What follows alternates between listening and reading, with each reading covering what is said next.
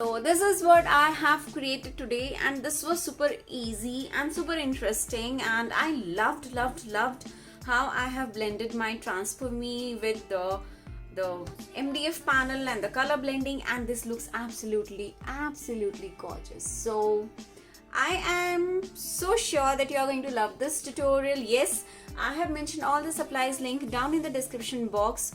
So enjoy this video and do leave some love in the comment section and let me know that how you like this video and what else you want us to make. So let's get started with this today. So here I have taken an MDF board, and on this I am going to use my heavy gesso.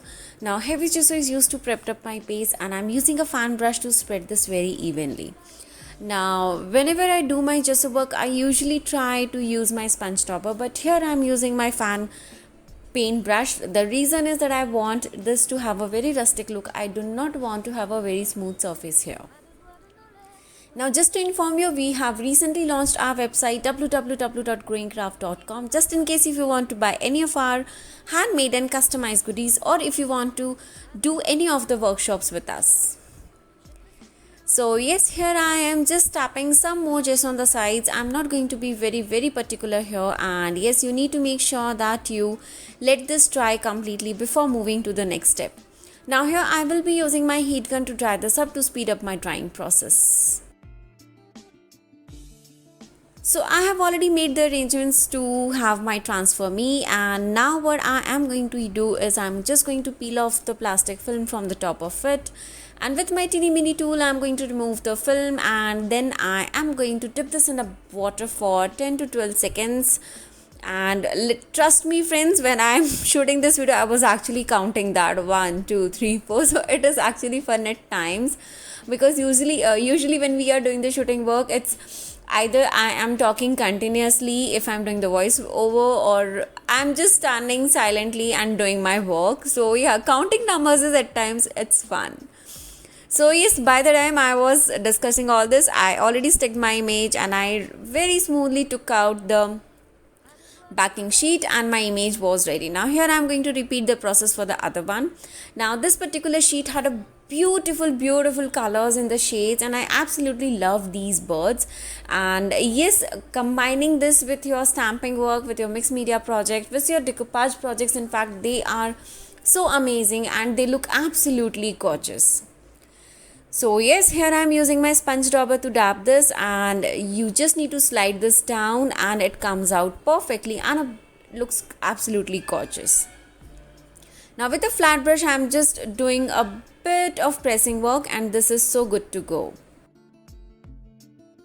Now I need to seal this up, and for sealing this I'm using my varnish. Now this is optional. I have even tried this without varnish, like before doing any of the and in any other mediums on the top of it, and it works perfectly.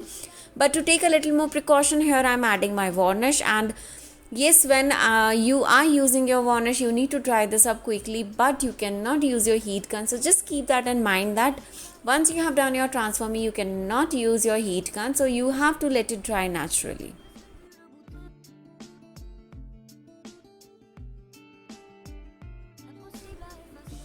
Now I have just kept my board upside down so that I can do my wooden effect on this. So for this I'm using my darker shade. Honestly, I was not getting my black color acrylic paint, so that's the reason I thought of using my blue and brown color. And I really had a doubt that how those colors are going to be, but as you have already seen the picture of the artwork at the starting, and of course you are going to see a few more pictures at the end, it looked absolutely beautiful.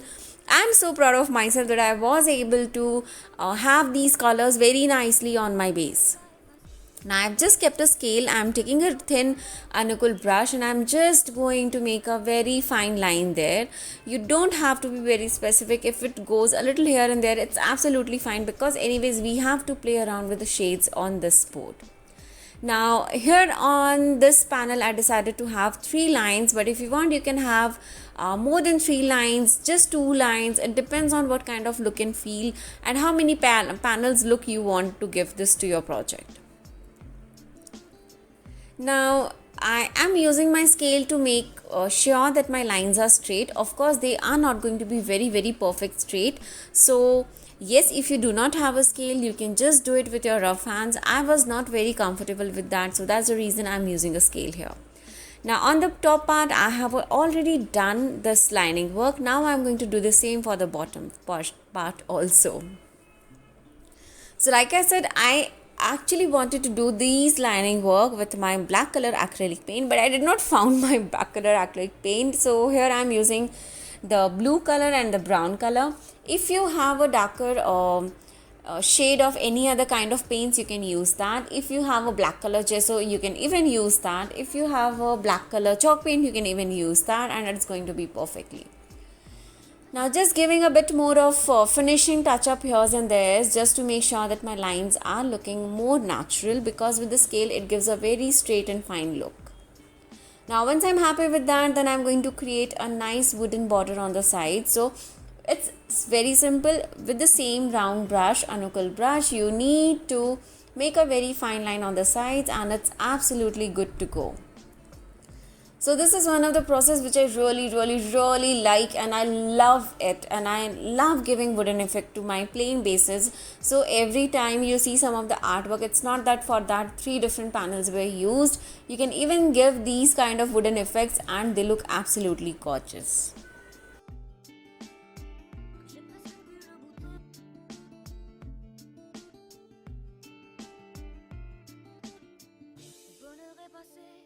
À deux doigts de nos lèvres, de doigts si fins que j'ai presque pu le goûter, le bonheur à sculpter de son ciseau d'enfer, des souvenirs impossibles à effacer. Le bonheur est passé à deux doigts de nos lèvres, de doigts si fins que j'ai presque pu le goûter, le bonheur à sculpter de son ciseau d'enfer, des souvenirs impossibles à effacer.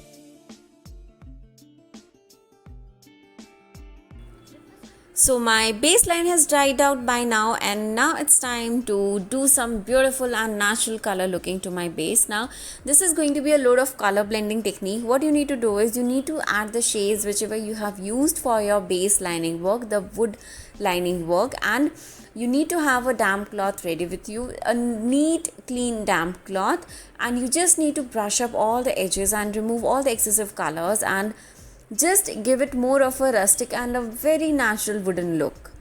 So this is going to give a more of a fresh and a vintage combination look to my project, and trust me, somewhere I have used my blue color, somewhere I have used my brown color, somewhere I have used a blend of these colors to just highlight my lines to make it a little more natural.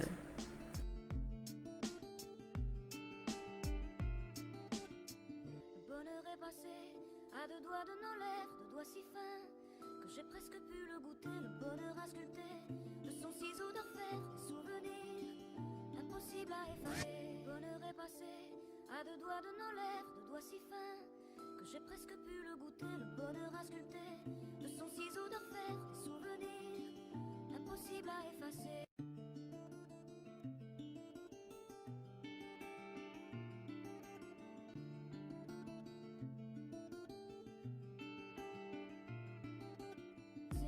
Now once I'm happy with this, then I'm going to have my color splash on this, and for this I will just cover up my birds with the cloth, and then I'm going to have my color splashes. I'm using the same colors. This is just going to make sure that it looks like a one piece of art. It looks like a one piece of themed art on my panel.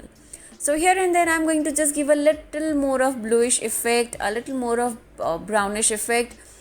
You can just go natural with this shading work.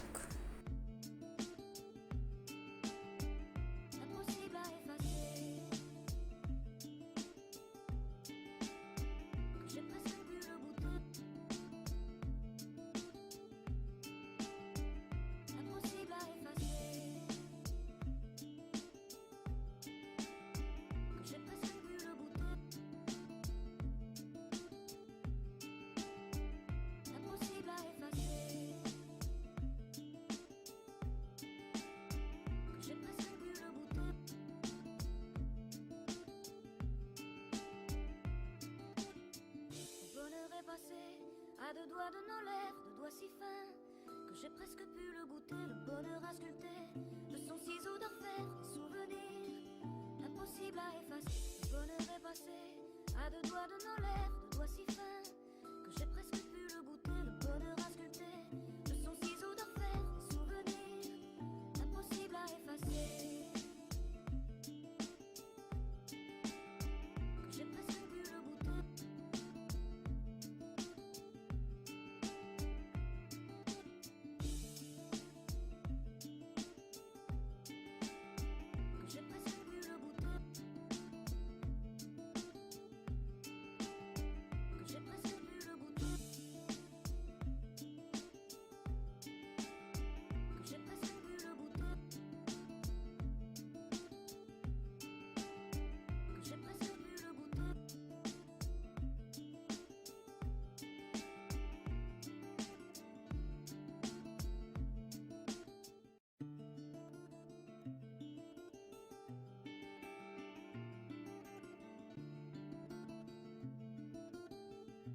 Now on the bottom part, I am going to cover my the floral pattern, the bottom part of that with the same color technique, and this is just to make sure that the bottom part looks a little more fuller and a little more beautiful.